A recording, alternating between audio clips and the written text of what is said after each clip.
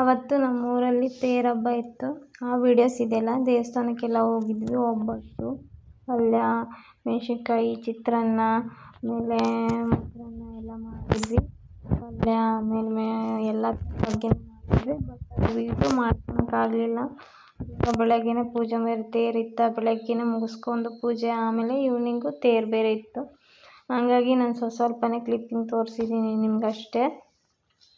ಜಾತ್ರೆ ಮಾತ್ರ ತುಂಬ ಚೆನ್ನಾಗಾಯ್ತು. ತೇರು ಹಬ್ಬ ತುಂಬ ಚೆನ್ನಾಗಿತ್ತು. ಅದು ಮುಂದಿನ ಲಾಗಲ್ಲಿ ಬರುತ್ತೆ. ನೆಕ್ಸ್ಟ್ ಲಾಗಲ್ಲಿ ನಾವು ಏನೇನು ಮಾಡಿದ್ವಿ ಅಂತ ನಾನ್ ವೆಜ್ ಕೂಡ ಆ ರೆಸಿಪಿ ಮಾತ್ರ ಶೂಟ್ ಮಾಡಿ ಇಟ್ಕೊಂಡಿದ್ದೀನಿ. ಇದು ದುರ್ಗಾದೇವಿ ತೇರು ತುಂಬ ಚೆನ್ನಾಗಿ ಆಗಿತ್ತು. ತುಂಬ ಚೆನ್ನಾಗಿ ಇತ್ತು. ನಾವು ಈವ್ನಿಂಗ್ ಹೋಗಿದ್ದಿದ್ದು. ಈವ್ನಿಂಗ್ ತೇರಿಗೆಲ್ಲ ಈ ಥರ ಅಲಂಕಾರ ಮಾಡಿದ್ರು. ತುಂಬ ಜನ ಬಂದಿದ್ದರು. ತುಂಬ ರಶ್ ಕೂಡ ಇತ್ತು. ಆ ವಿಡಿಯೋನ ನಿಮ್ಗೆ ಶೇರ್ ಮಾಡಿದ್ದೀನಿ. ಆಗ ಒಬ್ಬಟ್ಟೆಲ್ಲ ಮಾಡಿದ್ವಿ.